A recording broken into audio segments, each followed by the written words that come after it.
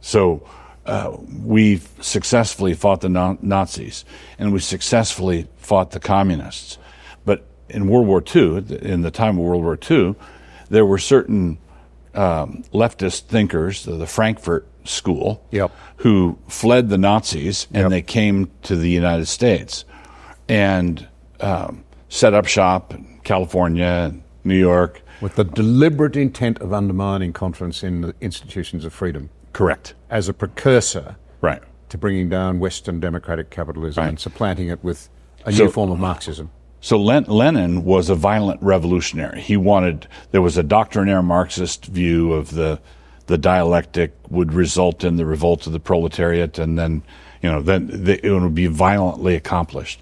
And there was an Italian, I think he was Italian, Gramsci was a communist, a leftist who spent some time in prison, and his followers wanted to argue for what they called the long march through the institutions. And that strategy, the Frankfurt School of thought, leftist thought, came here to America, and they employed that strategy and have very successfully conducted their long march, their leftist critical theory march through the institutions.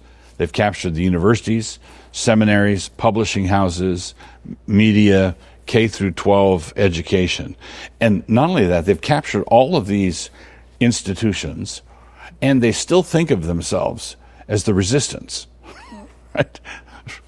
It's just mind-boggling. The real resistance is out in heartland America, where people still go to the state fair and the rodeo and have small businesses and are trying to live an ordinary blue-collar civilized life, and yet everything the establishment is now hostile to them, because this long march through the institutions was enormously successful.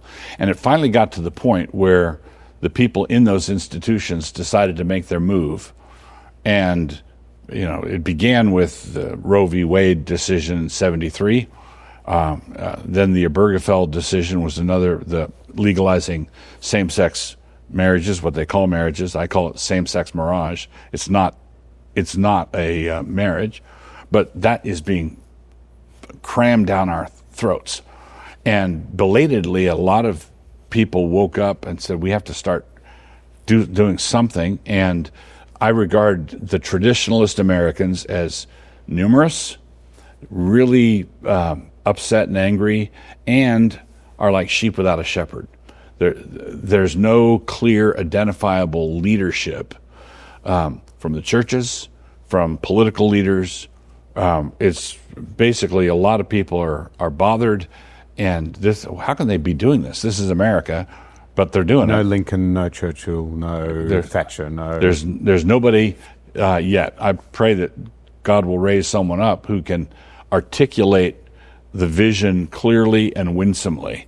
Now we have spokesmen. We have people who can yell and yell effectively, and this discontent is the only possible thing that could explain the election of someone like Donald Trump.